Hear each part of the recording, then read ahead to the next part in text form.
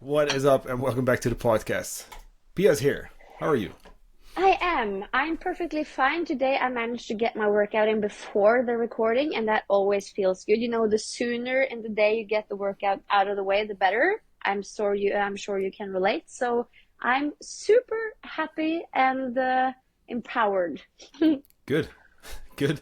I I want to do it earlier, but I also am more productive when it comes to work earlier in the day. So for me, Mm, it's kind of like I do know, for example, yesterday, right? I trained legs. I feel it right now, by the way, too. But like, I train legs, and then I'm just dead afterwards because I'm really trying to push. And we'll talk about training today. But if I got to work after leg day, like nothing's getting done, you know? my, that's a good point. You're pretty big on late workouts, or is that just my head? I feel like I see your stories like done with my leg workout at like 9 in the evening. It's a bit out of necessity because I don't like it, honestly. Mm. I don't like training late, but I have been. Yeah. So recently, so I had a few days off around Easter, a few days off last week. I went to Stockholm. I try to take like a week off, like every quarter, but right now I just kind of like did 2 half weeks. And I mean, it's super busy right now. We have a lot of stuff going on behind the scenes. So it was like, there's a lot to do still. So I've been trying to Mm. cram in as much work as possible in a day. Yeah, no, sometimes it's like an evening workout. So it's one of those where I mean, this maybe ties into today as well. It's like life is seasonal. You know what I mean? And there's going to be times where we're on a roll with nutrition and we're really into it, and we're going to back off sometimes with training, with work, all that stuff. Right now, I'm in a spot where, and I will say, like this week now it's going to be normal again, but I had to do a little bit of catching up, a little bit of extra stuff, also for our team weekend this week, and then now I can kind of go back to normal. But normally, I would prefer going around maybe, I would say like 3 in the afternoon would be like perfect for me. I would say. Yeah, I'm sure people can relate. Like if you have a normal job, you have no choice but to do your workout in the evening. So I'm sure a lot of people are thinking like, yeah, that's how normal people have that's when we have to train. A lot of people have to train like in the evening. Yeah, And it's så det är ju en vanesak. It's what you get used to as well. So yeah, it's probably not that bad if you're used to it. But for me as well, everything like after, I would say like 4 o'clock is it's not a no-go. I make it work, but it feels like it costs so much more. yeah, yeah.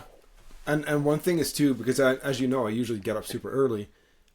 I've been doing a course, more like a functional nutrition course, diving into gut health, hormones, and all that stuff, liver detoxification, like just nerdy stuff, basically.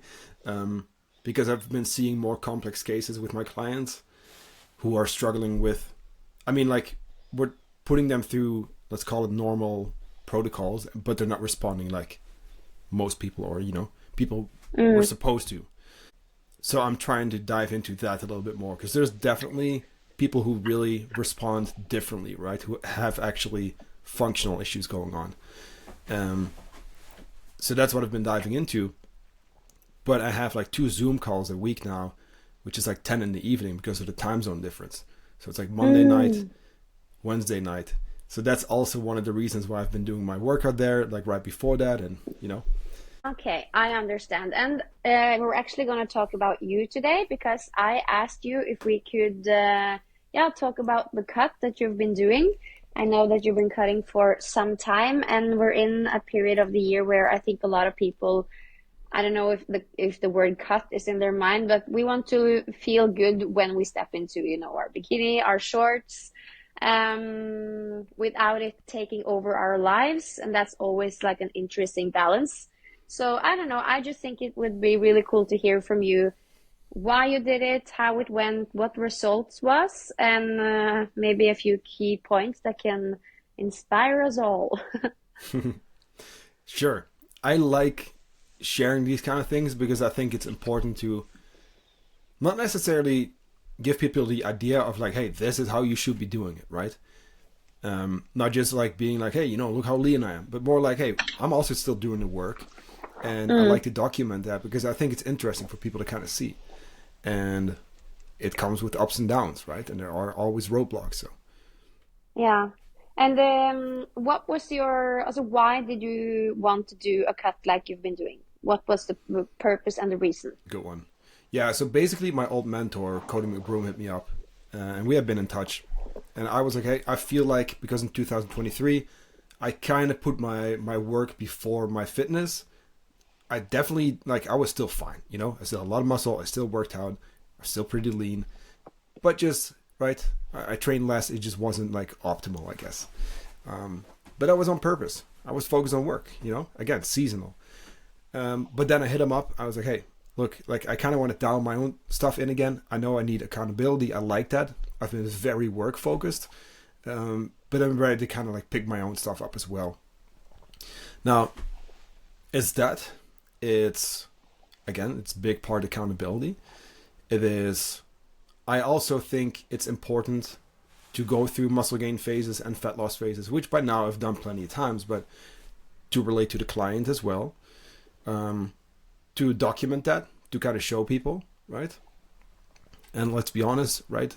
It's fun to build muscle and look lean and stuff, so it's also one of those to where, I want to build some muscle. I want to see where I can take it. You know what I mean? I come from being fat and unfit, right, until I was 22. Then really just focused on weight loss. Didn't really do any bulking until 2021. But now I'm in a spot where I don't have to do it. But it's like, hey, like let's see where we can take it. You know. So it's also just kind of like that, just testing. Yeah, I love to hear that. And how long did the cut last? Like how many weeks? So this was a little bit longer, but it was 4 months. But it was a very moderate deficit, and I'll explain a little bit more. Weight was dropping very slowly, but I built muscle, so I want to talk about that today as well.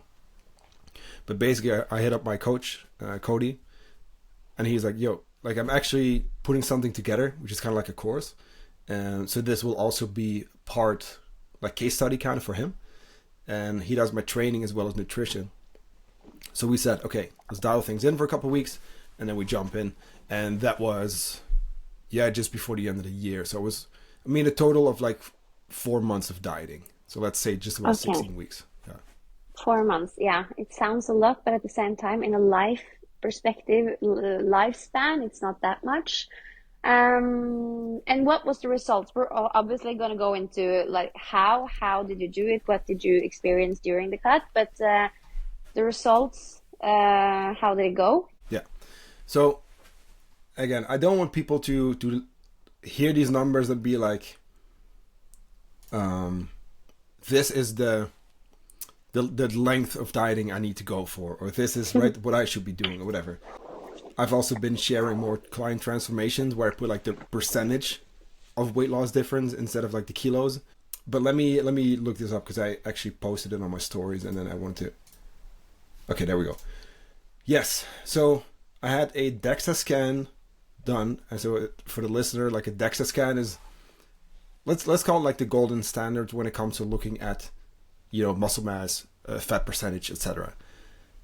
There's a lot of scales out there, especially the ones where you like hold the handle, right? They're super inaccurate. They are. The ones that you get at home, very inaccurate, but also the ones at the gym, maybe even at the doctor. It's cool to use those scales, but be aware that a lot of the data there is going to be inaccurate. So the DEXA is one of the best. So I started at 86.9 kilos on average. And then 4 months later, I was 83.5. So that's a 3.5 kilo drop over 4 months. I'll say that again. 3.5 kilos, 4 months. You see? I'm not dropping a kilo a week or something crazy. And that's what people expect or maybe want. And I blame apps like MyFitnessPal for that. Because you go in, first thing you get to do is like set your goal. Choose a rate of weight loss. Oh, 1 kilo a week. Yeah, great. Let's do that. Yeah. So we took it slow, right? So I went from 86.9 down to 83.5. Dropped from 11.1 body fat percentage down to 8.3 body fat percentage. But I gained a kilo of muscle. Ow. Yeah. So that is what I always want people to look at. That's why we do the photos, because a DEXA scan, right, it adds up if you want to pay for it and stuff. If you don't take your photos, measurements, etc., and you just focus on that skill, you might be missing that stuff, right? Mm. That's why we always got to think fat loss, and we always got to look at muscle gain as well in training, because you might just be transforming your body completely while looking at the scale and not seeing anything there or barely, and then being bummed out even though you are making progress, you know? Well, that sounds to me like pretty good results. What do you think? And is it anything about the results that like surprised you? I'd say the muscle gain, at least the amount, because we've talked about this, right? A calorie deficit is not the optimal environment for muscle gain. But there's a few changes that we made that I feel like have contributed to that. I also want people to realize, like, hey, you know, depending on busyness and stuff, volume and those kind of things, and how often we go to the gym, it may or may not work for someone. You know what I mean? So again, this is all individualized to me. But I would say the muscle gain, especially in the beginning, we saw quite a bit of that. And I want to share this too, because I'm also a human being, or at least I think so. So they say. So they say. In the beginning, things were going very slowly. I caught myself being impatient with the scale as well. So I do want to mention this, right? I know how these kind of things work. I know I talk about this every single week with my people. However, I also still had that feeling where I looked at the scale, I looked at my average, it wasn't dropping that much. But guess what? Because I do my measurements and photos every single week. So my coach was like, hey, let's look at those measurements and photos, and guess what? I was building muscle very clearly, you know? So I also went through that, and I didn't want to show or share that, because as much as I know how these kind of things work, it's still something that sometimes we might miss, and that's why we have a coach, right? That coach can be like, hey, let's look at these objective numbers, and you are actually progressing. But back to why. First of all, we did go from, so I was on 200 grams of protein, we went to 240, which is high. Again, right? You see discussions online these days where 1 gram per pound of body weight is too much, or even more, is unnecessary. Yes, it's more than necessary. That is true. However, I have seen better results with high protein. My coach also, right? And from experience. Because how many grams per kilo is that for you? 240 at that time? Let me see. So I started at 87 kilos. Yeah, so that's 2.75 grams per kilo of body weight. So that is high. Okay, that's a lot of protein. Yeah, it is. Again, right, going back to that discussion, and there is research, right, about this, and it is true. Like, you don't have to go that high. However, it keeps you more full. Protein is not really stored as body fat, and that's what your body uses to build muscle, right? So it's really just, look at it this way: we're dieting, right? We're really just trying to optimize our chances of at least not losing muscle. Now, so that was a big one. Second, I also didn't train as much in 2023. I would say most of the year it was like 3 times a week on average. We went to 5 times a week. That was a big one, right? And it was a lot more volume. I was doing quite long workouts. Sometimes it was 2 hours, which I also told my coach at some point, hey, like right now it's getting a little much. We have to dial it back a little. So we did. But it was the increase in volume also.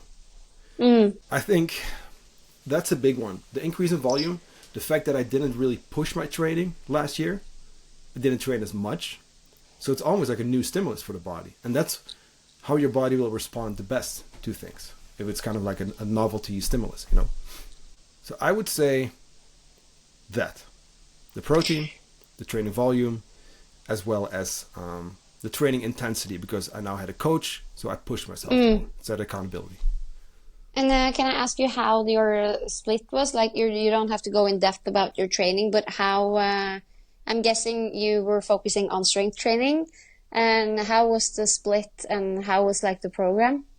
It was push, pull, legs, push, pull. So I did push day, so for the listeners, right, chest, shoulders, etc., triceps. Then the second day, I believe, is pull, or it might be legs, because I've been alternating those sometimes. But either way, like pull, right? So you do back, you do biceps and stuff.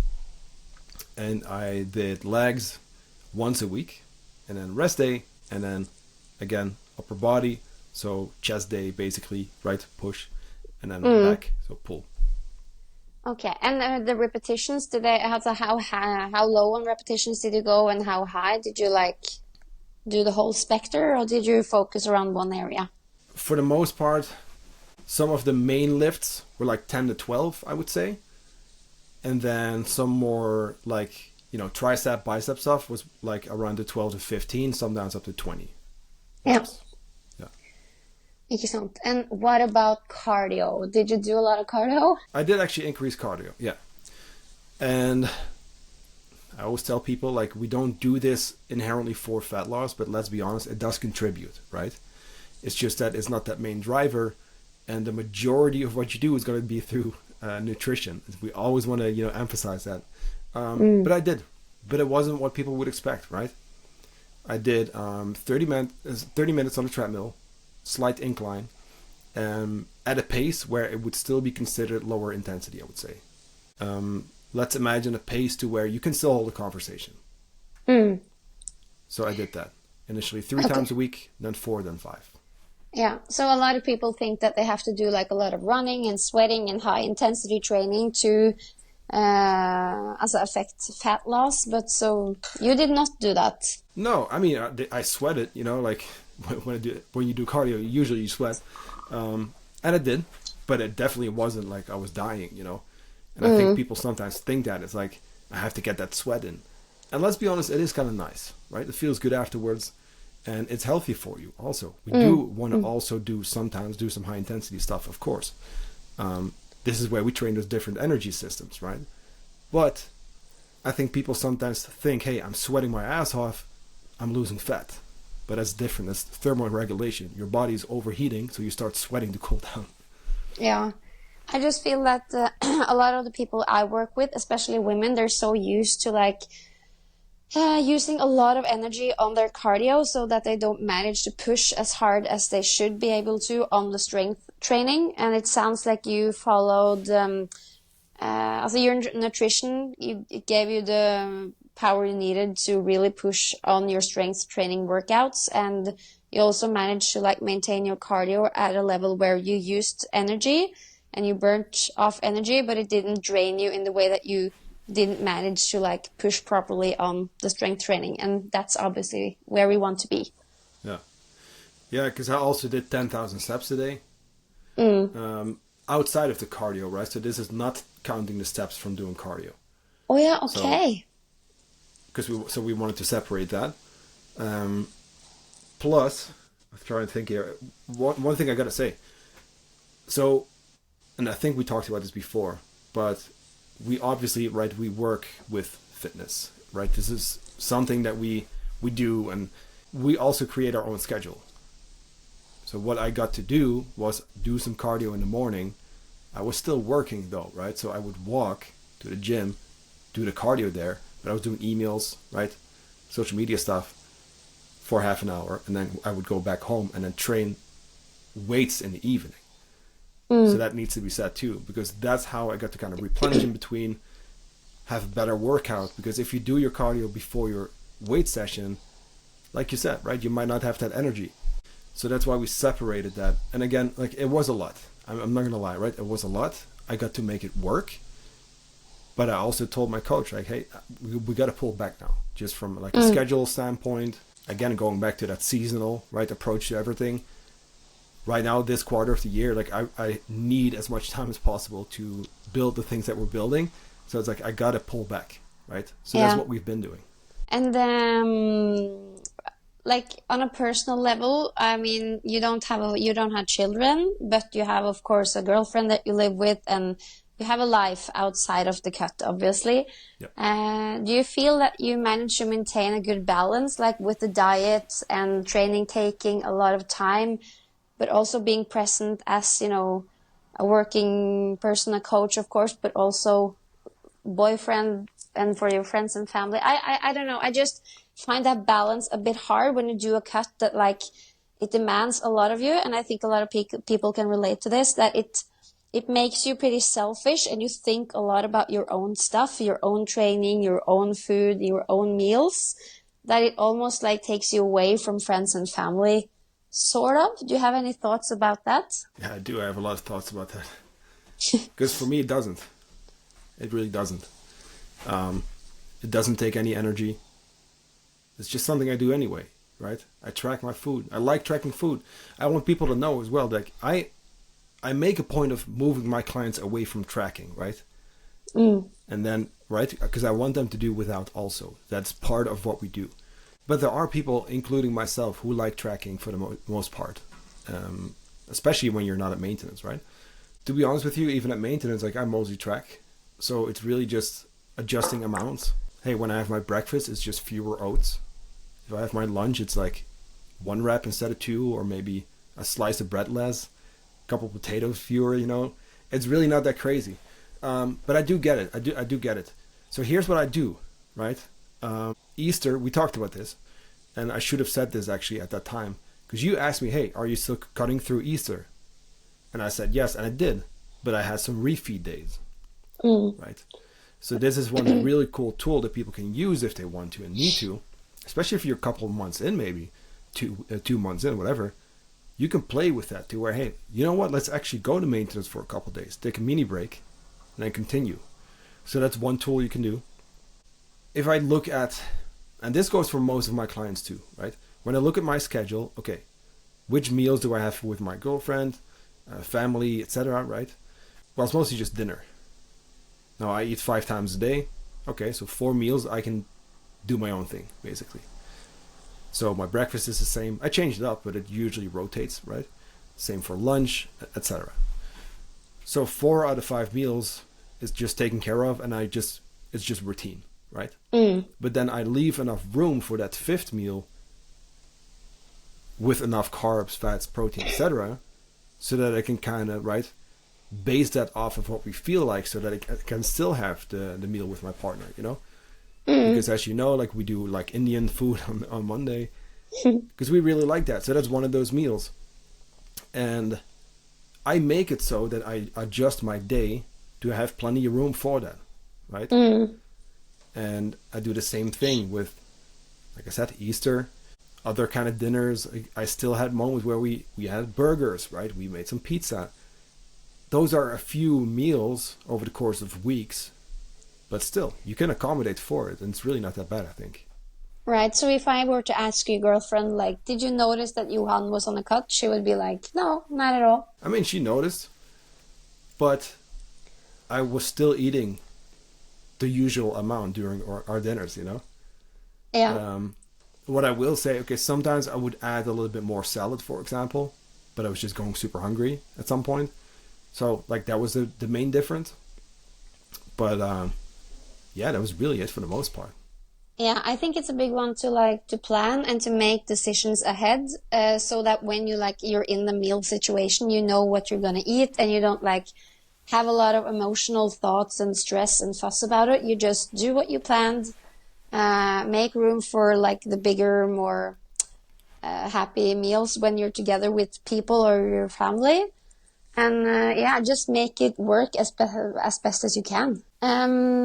So now you're finished with the cut, and obviously I saw some pictures on Instagram looking strong. But what happens now? Because you've obviously achieved a great physique, as you were great before, you're great now. Is your goal to maintain that low of a fat percentage and muscle mass, or where do you go from here? Great question. I love that. So we need to understand that we are going to gain a little bit of body fat. If we're coming from super lean, right, we are going to gain some. And usually we do. But our goal now is to stay as lean as possible as we transition up. So I'm reverse dieting. And the way we do it actually this time is slightly different to what I normally do, which is kind of fun. But what we've done is jump halfway between where I end up my cut, so calorie-wise, right, and my expected maintenance, and we're just slowly stepping it up. Trying to train well, right? My cardio went down to fewer times a week and then 25 minutes, and we're going to drop it down to 20. So there's a few changes going on there. Steps are the same, by the way.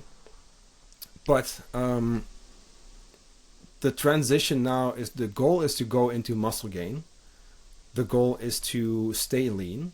I mean, I will gain some body fat, right? That is just how it goes. And I think people sometimes think, hey, I lost weight. I dropped down to, or in my case, like 83.5 kilos. I have to say exactly 83.5. It's just not going to happen, you know? You're going to restore your muscle glycogen, which will make your muscles look fuller as well, by the way. You're going to have better energy, but just more food in your stomach, just a little bit more water with that, right, in your system. So it's like we are going to see a bit of a bump on the scale, and there is going to be a little bit extra body fat, but we can stay pretty lean. Are you at all stressing about that? Like going from super lean, looking super athletic, and then not doing so anymore, like when you're going back to more maintenance-based nutrition and training? Not really, because I don't really. So here's where it's maybe a little bit double.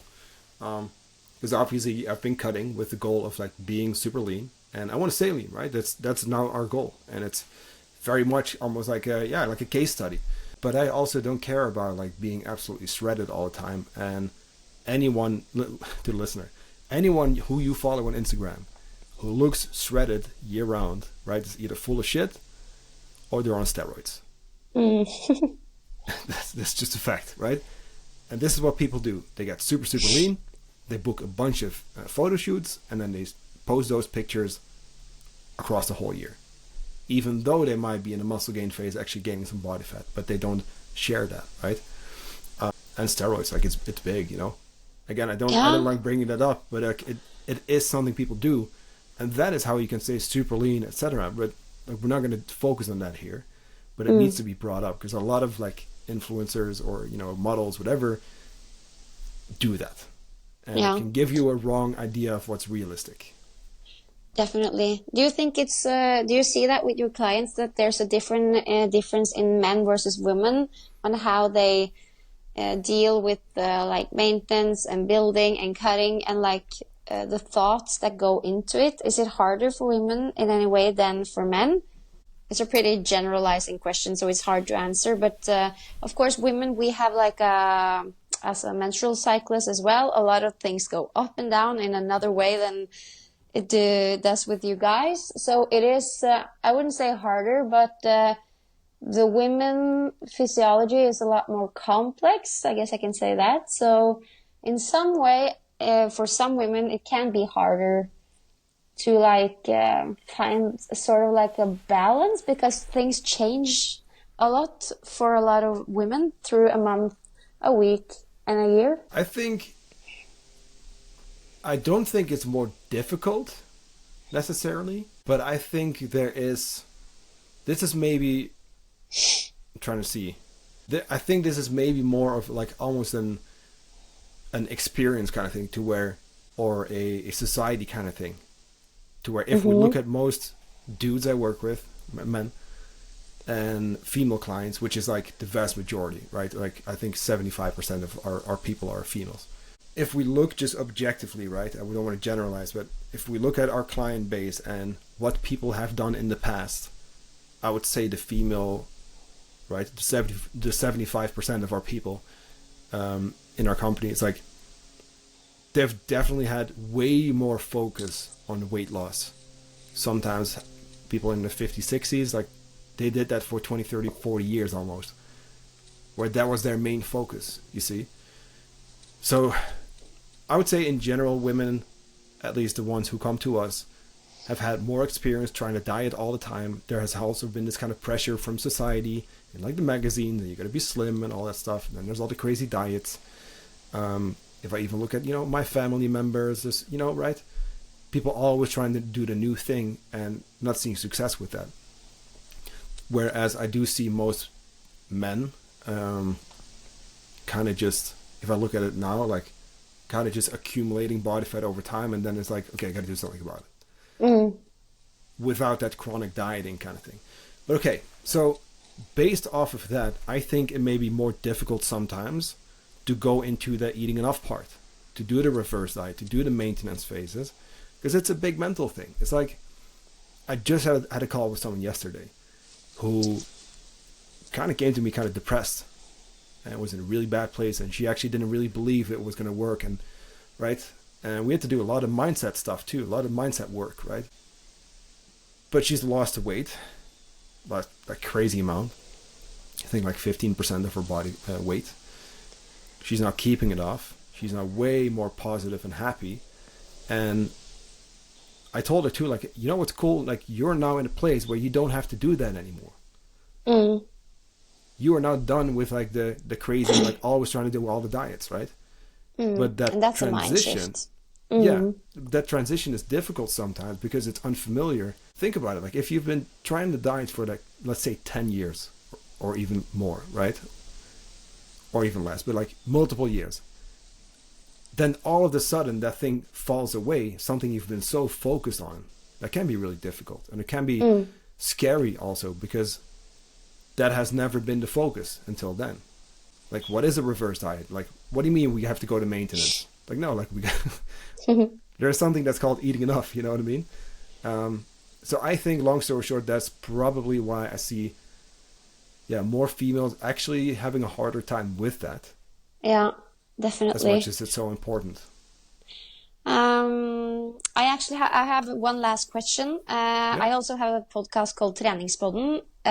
It's in Norwegian, so for you guys listening now, I sound a lot cooler and smarter in Treningspodden because there I can speak Norwegian. But anyway, in Treningspodden we got a question about something called food noise, and I don't know if that's like a known term, but I think everybody can like think for themselves what it involves. And it's something I can see in my clients, whereas working with nutrition in the way that we're talking about here, for some gives them like a feeling of accomplishments, a feeling of positive control, and they can finally like take control over their diet and get somewhere. But on the other hand, I also see that some of my, for example, members in Sterkere, where you did this course about nutrition, they are a bit like, I can't go into this. I can't like start counting macros and stuff because I know that it makes my head spin. Have you sensed in some way that this cut has created more food noise for you, like thinking more about food and just having it take up a lot of space in your everyday life and head in a negative way in any way? For me, no. No. Look, so I've been going through, like, I've been doing like this nutrition thing, like even before coaching, like for like over a decade now, you know. I don't see it as, at least for me, there's no additional noise or whatever it is, you know. I had some chocolate over Easter and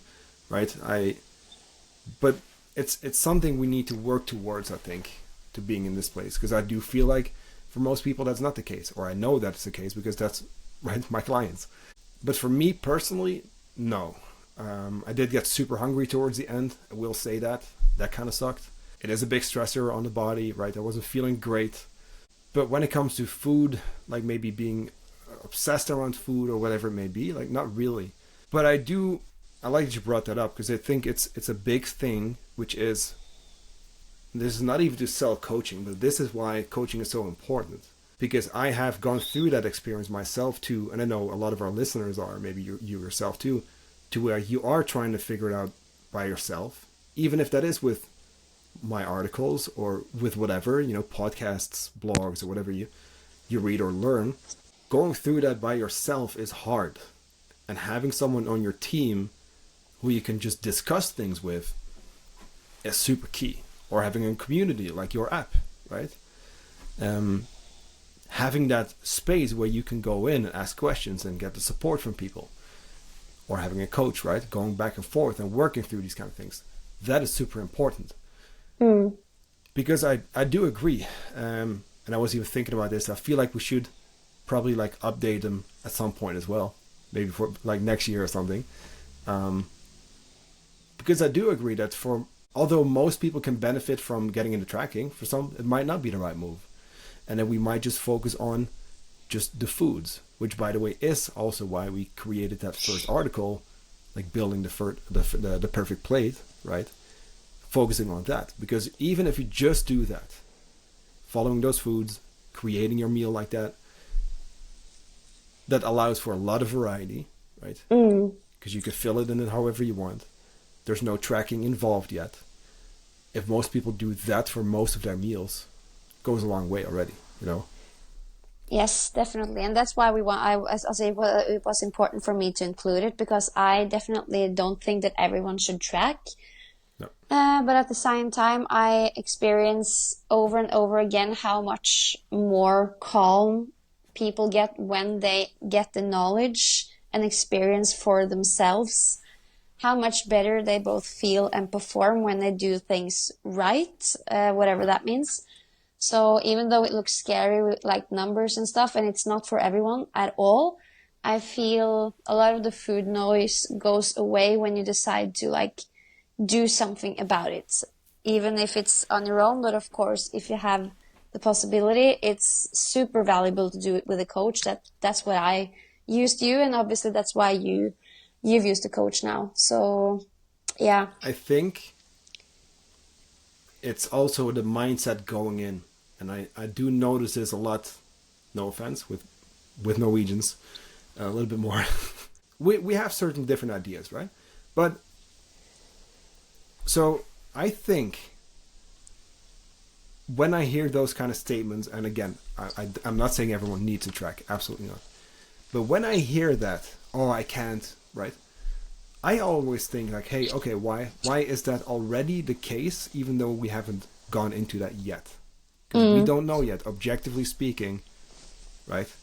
We don't know. Because we haven't done the thing yet.